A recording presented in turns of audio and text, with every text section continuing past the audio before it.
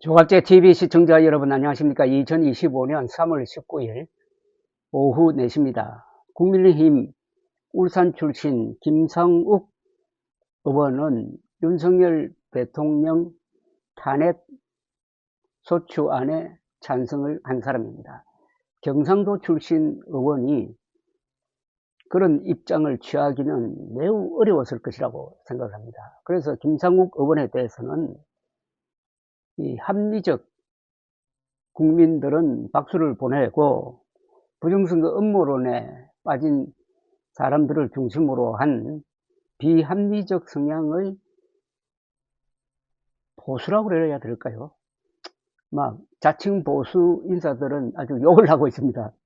한쪽은 영웅이고 다른 쪽에서는 지금 역적이 되고 있는 김상욱 의원이 요사이 어떻게 버티고 있는지 궁금하던 차에 오늘 한겨레 신문에 인터뷰 기사가 나왔습니다. 읽어보니까 한겨레 신문 기자는 서두에 이렇게 쓰고 있습니다. 국민의힘 김상욱 의원과 처음 통화를 하려면 먼저 용건을 담은 문자 메시지를 보낸 다음 인내의 시간을 거쳐야 한다. 욕설 전화가 하루에도 수백 통씩 쏟아져 저장되지 않은 번호를 자동 차단하는 기능을 설정한 탓이라고 했습니다. 변호사 출신의 전도 유망한 청년 정치인이던 그는 12.3 비상계엄 이후 국민의힘 당론에 맞서 윤석열 대통령 파면을 촉구하고 상특검법, 내란 김건희 특검법 찬성에 이어 최근 명태균 특검법에는 나홀로 찬성표를 던졌다고 합니다. 한겨레 신문은 당 안팎에선 제명 탈당 요구가 빗발치고 그를 지탱해 온 정치 사회적 기반은 사실상 붕괴된 상태라고 했습니다. 지난 17일 국회의원회관에서 만난 김상욱 의원은 국민의힘 당헌은 자유민주주의와 헌정질서, 법치주의를 지키는 것이 핵심이라면서 이에 위배되는 행위를 한 적이 없다고 강조했다고 합니다. 그는 자신이 폐가망신의 길을 가고 있다면서도 헌법이 무너져 내리고 민주주의가 멈추는데 가만히 있을 수 없었다고 주장했다는 겁니다. 그와 일문일답한 내용을 소개해드리겠습니다. 김상욱 의원은 현재 윤석열 대통령 선거가 늦어지고 있는 데 대해서 이렇게 전망을 했습니다. 법리적으로만 보면은 인용을 할 수밖에 없는 사안이다. 각하 주장을 하는 쪽에서는 심판 과정에서 내란죄가 철회되면서 소추 사실의 동일성이 침해됐다는 주장을 펴고 있다. 하지만 이번 헌재 심판은 형법상 내란죄로 평가할 것인가 아니면 헌법상 탄핵 사유가 되는 내란 사실로 볼 것인가의 문제다. 이건 법적 평가의 차이에 불과하지 사실관계가 바뀐 것은 아니다. 박근혜 전 대통령 탄핵재판에서 재판부의 소추 사실 변경에 대해 상당 부분 재량성을 인정한 사례가 있다. 이게 각하 사유가 된다면 박 전 대통령 재판도 잘못됐다는 결론에 도달한다. 또 기각을 하려면 비상계엄이 정당하다고 인정해야 하는데 가능하지 않다. 다만 워낙 비상식적인 일이 많다 보니 걱정스럽게 보고 있다. 법대로 했다면 벌써 결정을 했어야 한다. 선거가 너무 길어지는 것 자체가 재판관들이 눈치를 보고 있다는 것이다. 명확한 사안인데 왜 이렇게 끌고 있는지 우려스럽다라고 했습니다. 그는 윤석열 대통령 석방 결정도 잘못됐다고 봅니다. 구속 취소 이후에 적시 항고를 해서 다시 구속시킨 사례가 여러 건 있다. 그럼에도 윤 대통령에 대해서만 하지 않은 것은 특혜다. 특혜 석방이라는 겁니다. 검찰총장에 의한. 그러면서 검찰은 곧바로 구속기간을 시가 아닌 날로 계산하라고 지침을 내렸다. 적시 항고나 보통 항고를 하지 않은 것은 법원의 결정에 동의한다는 의미인데 정반대의 지침을 내린 것이다. 앞뒤가 안 맞는다. 그러니까 법원은 형사소송법에 날로 적혀 있는데 이걸 시간으로 해야 된다고 해가지고 윤석열 대통령을 풀어주는 결정을 했는데 그렇다면은 거기에 적시 항고를 하지 않았으니까 검찰이 법원 판결에 따라서 앞으로는 구속 기간을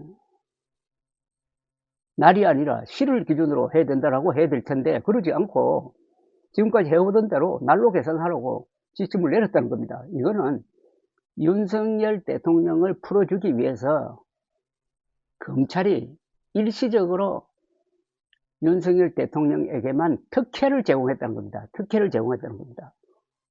뭐 이건 딱 떨어지는 이야기네요. 대한민국 검찰이 유독 대통령에게만 비상식적인 부분을 보이고 있다. 그런데 이 대통령이 보통 대통령입니까? 내란 우두머리 혐의자로 구속되었던 대통령입니다. 그런 사람에게만 특혜를 풀어줬다면 지금 검찰은 내란 혐의 세력 편이냐 대한민국 편이냐 하는 데 대해서 답을 하도록 강요받고 있는 편입니다. 명태균 씨 사안도 똑같다. 공개된 녹취록을 보면은 윤 대통령과 김건희 여사의 공정 개입이 명확하다. 검찰은 이걸 수사 초기에 확보했을 텐데 그럼에도 일체 수사를 하지 않았다. 검찰이 정치의 통치수단이 되어버렸다. 최근 갤럽의 각 기관에 대한 여론조사를 보면 신뢰도가 가장 낮은 두 곳이 있습니다. 하나는 국민의힘이고 하나는 검찰입니다. 신뢰도가 가장 높은 곳은 헌법재판소입니다. 한겨레 기자가 탄핵 선고가 임박했는데 윤 대통령의 승복 관련 메시지가 안 나온다고 한 데 대해서 김상욱 의원은 대통령은 사회 갈등과 혼란을 최소화해야 될 의무가 있다. 그런데 지금까지는 계속 갈등을 유발하고 선고 결과에 대한 불복을 시사하는 메시지를 냈다. 이 상태라면 헌재 결정 뒤에도 갈등이 봉합되지 않을 것이다. 라고 했습니다. 윤석열 대통령에게 승복하라는 메시지를 내라고 요구하는 것은 본인이 뭐 승복하든 말든 그건 뭐 헌법재판소의 판결은 최종이니까 그건 별 문제가 안 되는데 다만 추종자들에게 윤석열 대통령 파면 결정이 나올 경우에 폭력을 행사하지 못하도록 하는 그런 당부를 해달라는 그런 취지입니다. 현재는 그런 취지의 요구를 거부하고 있는 것과 마찬가지입니다. 김상욱 의원은 국민의힘이 윤석열 대통령 보호에 나선 것은 자기 부정이라고 했습니다. 정당의 가치는 당헌에 규정된 것을 기준으로 삼아야 한다. 국민의힘 당헌은 자유민주주의를 지키고 헌정질서와 법치주의를 지키는 것이 핵심이다. 5.18 민주화운동 등 현대사의 민주화운동 정신을 이어간다고 규정하고 있다. 하지만 지금은 오직 진영의 승패에만 매몰되어 있고 옳고 그름을 따지지 않고 우리 진영이 이기는 것이 중요하다고 한다. 그러니 상대가 집권하면 나라가 망할 것처럼 생각하고 수단 방법을 가리지 않는 것이다. 그게 비상계엄까지 이어진 것이다. 또 정치하는 사람들이 자리 욕심과 사리사욕이 너무 많다. 정치적 유불리에 집중하고 기득권 지키기에 매몰되어 있다. 정치적으로 이득이 된다면 그짓으로라도 국민을 선동해야 한다는 문화가 자리 잡았다. 대표적인 게 부정선거 음모론이죠. 부정선거 음모론이 갑자기 윤석열이 들고 나오면서 죽었던 부정선거 음모론이 다시 살아났는데 국민의힘이 가장 먼저 가장 확실하게 그건 거짓말이다 하는 것을 알고 있거든요. 작년 4월 총선을 치러봤으니까. 그런데도 입 닫고 오히려 부정선거 음모론자들과 손을 잡고 있다. 이것은 정치적으로 이득이 된다면 거짓으로라도 국민을 선동해야 한다는 문화가 자리 잡았다는 김상욱 의원의 이 말과 일치하는 아주 비극적 현상입니다. 탄핵이 인용되면 당 분위기가 바뀔까라는 질문에는 이렇게 답합니다. 바뀌어야 한다. 국민 신뢰를 되찾고 대선에서 승리하기 위한 노력을 해야 한다. 하지만 대선보다는 당권을 생각하는 사람은 강성 지지층을 모아서 당내 주도권을 잡겠다는 생각을 할 거다. 지금까지는 이런 사람들이 목소리를 더 강하게 내고 있다. 윤 대통령 입장에서는 대선에 이기든 지든 자기를 위해 일해줄 수 있는 사람을 찾을 것이다. 서로 필요가 맞는 거다. 그러니 아무래도 더 강성으로 갈 가능성이 크다. 그러면 국민의힘은 희망이 없다는 겁니다. 저도 윤석열 편에 서는 것은 역사의 패배자 편에 서는 것인데 그렇게 되면은 앞으로 수십 년 한국 보수는 정권을 잡지 못할 것이다 라고 이야기했는데 같은 줄기의 이야기입니다. 김상욱 의원은 12.3 비상계엄은 반헌법적, 반보수적, 반민주적 행위였다. 계엄에 반대하고 탄핵에 찬성했던 후보라야 최소한의 자격 요건이 있다고 생각한다고 했습니다. 조기 대선에 나올 사람은 탄핵에 찬성하고 계엄에 반대했던 사람이다.